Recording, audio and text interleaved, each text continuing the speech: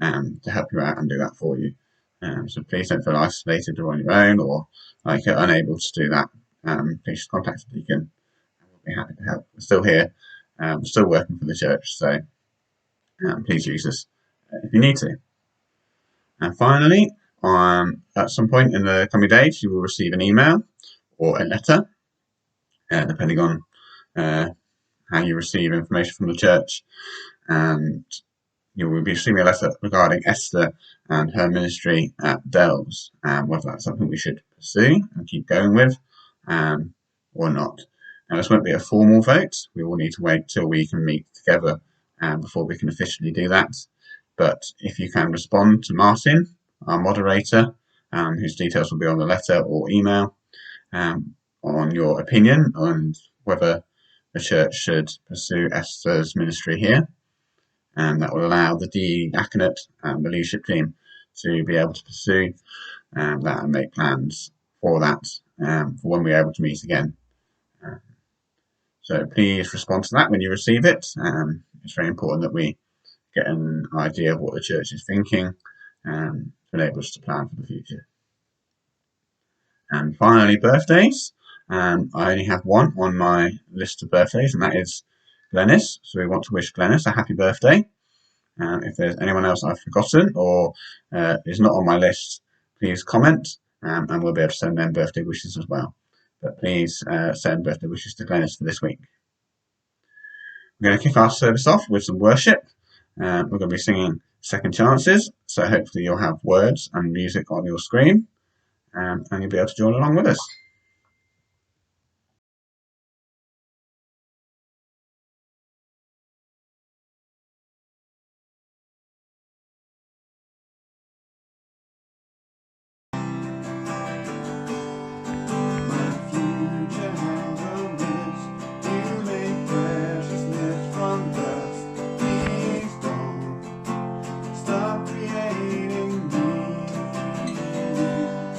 Your blood offers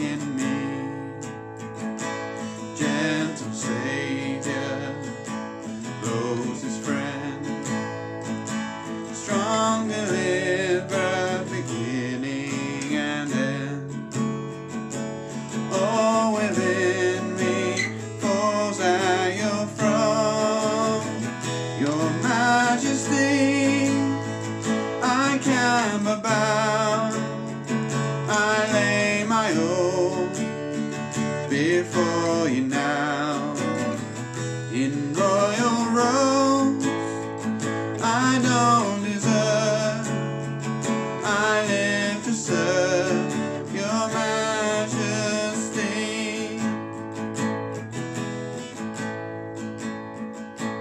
Earth and heaven worship you. Love eternal, faithful and true, who brought the nations, ransomed souls, brought the sinner near to your throne.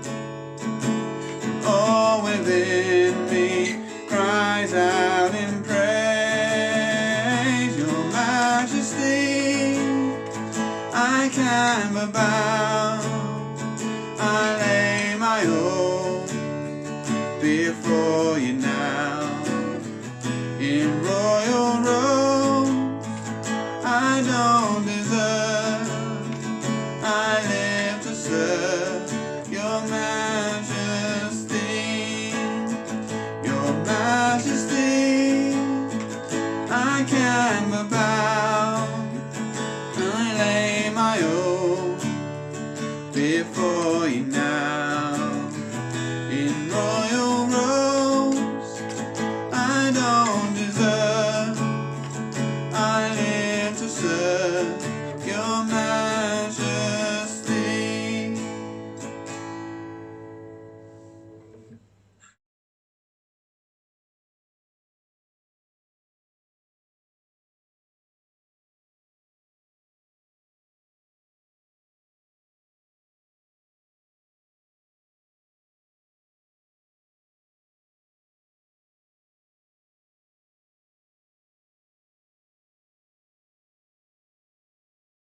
Dear Lord, I keep everyone safe and make sure everyone has water and make sure no one goes by each other.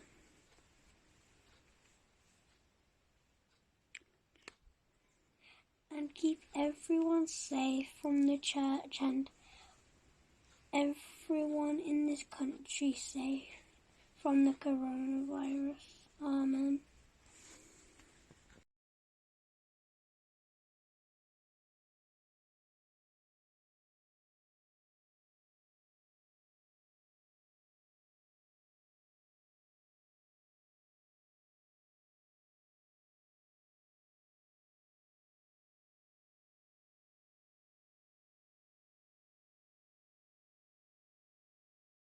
Outside together. Please, can you help the scientists and doctors to find a cure to coronavirus?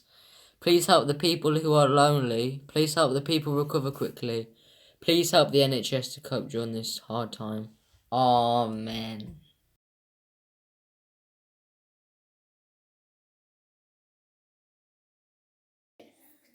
Work again. You have the coronavirus. Amen.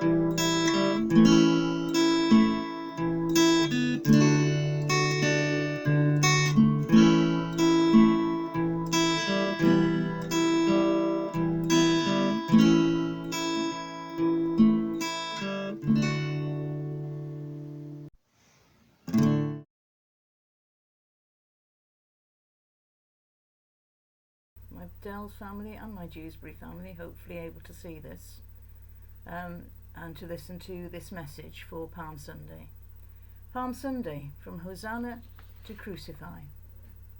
It's very easy for us to look back at the events of Holy Week, at the way that Jesus' followers and disciples behaved, and get very judgmental about it. Look at the crowds of supporters yelling Hosanna on Sunday and then Crucify on Friday. And those disciples pledging their support and then falling asleep while Jesus was wrestling in prayer and running away when he was arrested. Look at Judas, followed Jesus for 3 whole years and then betrayed him for a handful of silver coins. And Peter, supposedly the best of the bunch, saying that he was going to die with Jesus, he'd give up his life for him, and then frightened into denying him by a little servant girl. They all let him down. And although we can all see that from God's point of view, from the point of view of the great plan of salvation, this had to happen, it still doesn't seem right, does it? How could they change so quickly? How could they just dump their faith in a matter of days and leave their friend and their master to die on that cross all on his own? But before we point the finger, though, maybe we should take a hard look at ourselves and ask a painful question or two. What does it take to turn your praises into complaints, your hosannas into Crucify or something similar? What makes so many Christians start their faith journey with great enthusiasm and then just drop away, sometimes within a few months or a few years? And why do even we, the ones who keep going, still have times when we deny our Lord or betray him or we're disloyal to him in some way? So let's try to see into the minds of some of these people that let him down and think, what went wrong? What might go wrong for me? What do I need to watch out for? The crowd, first of all, who were so disappointed in Jesus. Do you know, many of those yelling Hosanna were followers of Jesus. They might not have been the 12 that he started off with, but they had been following Jesus around for a long time. They'd heard his teaching, they'd seen what he could do, and what they had seen fitted very nicely in with their own agenda. They were looking for a Messiah, a king, who would set them free from all earthly oppression, who would get rid of the Romans for them. So when Jesus comes along and rides into Jerusalem, exactly as the old prophecy of Zechariah had predicted, Zechariah 9 verse 9 said he would come riding on a donkey. So there he was, on a donkey. Of course it was him. The crowd naturally assumed that at long last their liberation was coming.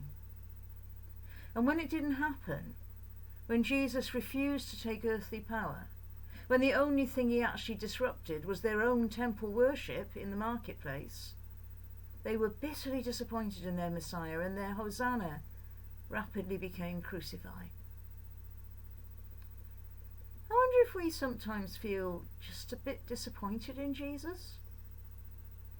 What did you want him to sort out for you, and he didn't do it? What did you need or want that he couldn't or wouldn't give you? I'm not saying you're only following Jesus for what you can get out of it, of course not. But all of us have our own agenda, things we want to happen in our lives, a particular view of how we think the world ought to work. And when Jesus' agenda doesn't fit, when he doesn't fit with ours, we get disappointed in him. And we may well be tempted to abandon our faith. That could especially be true in our current situation, couldn't it? We may question, why would God allow something as horrible as COVID-19 to happen? Why isn't he protecting people from this coronavirus? Where are the stories of miraculous healing, the testimonies of disease stopped in its tracks or instantly cured?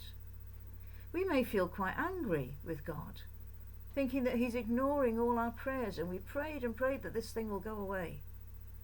So we don't understand. And that question comes again. That question comes again. What will it take? What has it taken for your Hosanna to turn to something else.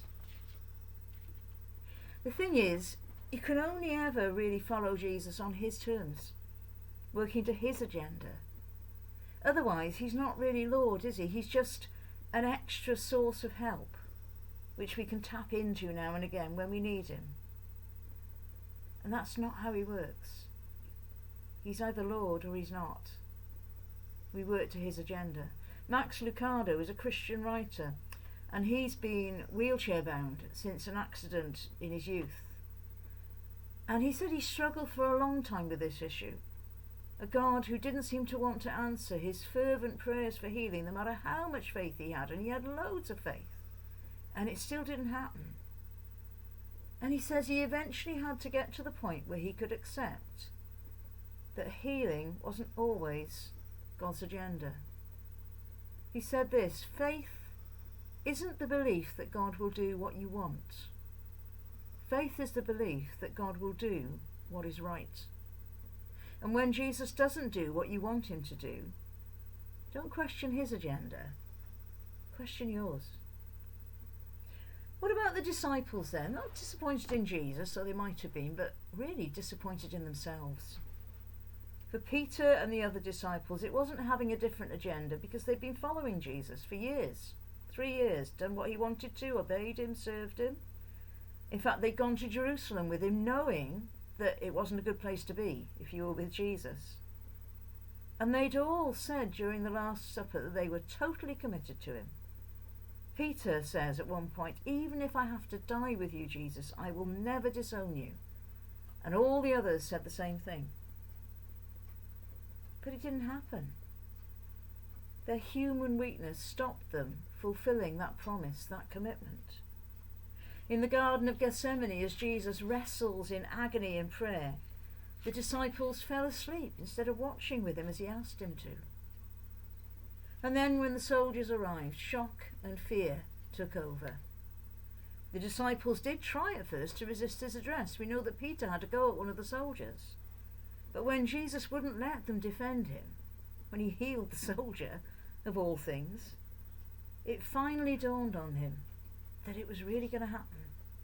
That Jesus really was going to let himself be arrested, tried and executed. And they couldn't hack it. They turned round and they ran. You know, Peter as well, just lost my place. Even Peter, you know, brave, loyal Peter, the one that was going to die for him, gets to the fireside, somebody recognises him. I don't even know the guy. He denies his Lord, and it destroyed him. You know, we start our Christian life with the best of intentions. We really mean the promises that we make when we respond to an appeal, or when we get baptised, or when we're confirmed if we're in the Anglican Church, or when we become church members. We mean it. But we're human. And if we really expect that we're going to fulfil all those promises in our own strength, we're in for a very nasty shock. We will fail. Yeah, we will. We're going to get it wrong now and again. But you know, the crunch point comes not when we fail, but when we decide what we do after we failed. We can accept the forgiveness that Jesus offers, and we can start again, or we can just give up. After his resurrection, Jesus offered forgiveness and peace as he met his disciples. Not rebukes, not "why weren't you there?" Just peace. And Peter, that beautiful chapter in John where he's restored in that one-to-one encounter with Jesus. Thomas helped to overcome his loss of faith. But tragically, not Judas. Judas the betrayer turned away from Jesus and chose suicide over forgiveness. Jesus knows us through and through. He knows our lives from beginning to end. He knows when and how we might betray him or deny him, when we're going to mess it up. And when we do, when we're deeply disappointed in ourselves, Jesus still loves us, still forgives us, still trusts us again, as he trusted Peter again. We can choose when we fail, when we're disappointed in ourselves. We can choose to turn to Jesus for that forgiveness and that renewal. Or we can choose to give up on Jesus, to give up on ourselves and stop trying. We need to trust Jesus enough to make that choice, to repent and start again, to believe that he really can change us, not live in remorse and regret forever. So, what does it take to turn your Hosanna into something else?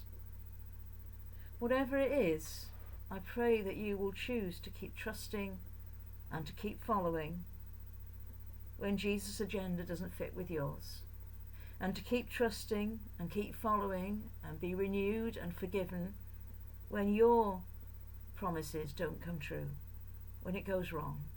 Don't let your failures drive you away from Jesus. So let's rejoice that we have such a wonderful Saviour, and in the face of disappointment, in the face of failure, still put up those palm branches and with all his people sing Hosanna. Blessed is he who comes in the name of the Lord.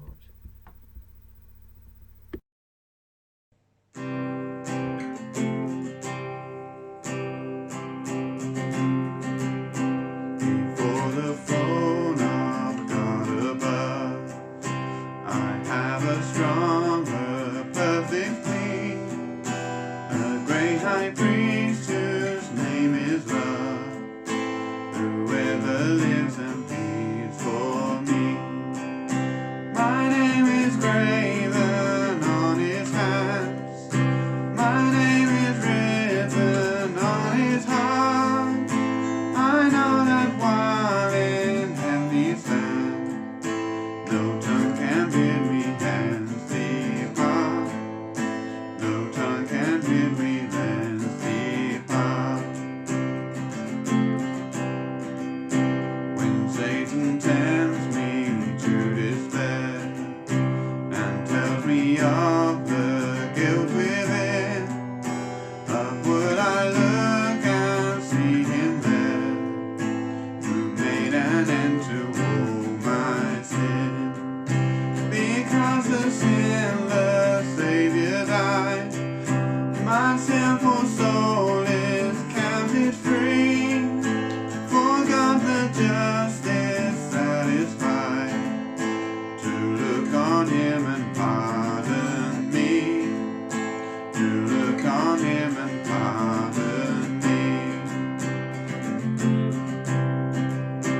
Behold him there, the risen Lamb, my perfect spotless righteousness, the great unchangeable I am, the King of glory and of grace.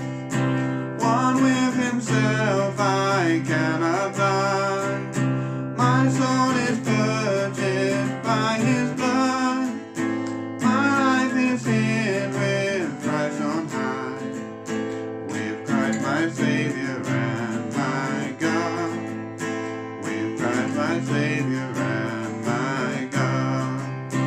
One with himself I cannot die, my soul is purchased by his blood, my life is hid with Christ on high, with Christ my Saviour and my God, with Christ my Saviour and my God.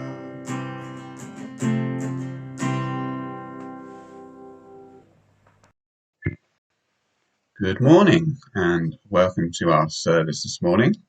We're glad that you can join us, whether that's on Facebook or on YouTube, and we're glad you're with us, and we hope you have a blessed time this morning.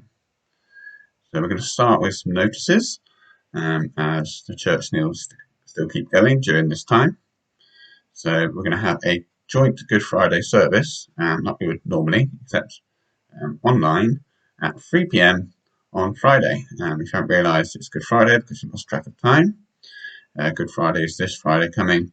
So a joint service with Green Lane and Wednesbury at 3 p.m. on Facebook or YouTube. And during that service, we will be having a time of communion. So if you can please make sure you've got some bread and some, inverted commas, wine with you. That would be great, and it will allow you to share in communion with us, even if we're not together.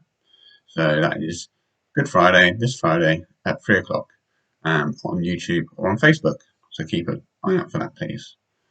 We'd also like to request that if you volunteer to call people and to keep in touch with people, that you continue to do that, please. It's important as a church that we stay connected, and one of the ways we're doing that is by ensuring everyone gets a phone call every once in a while.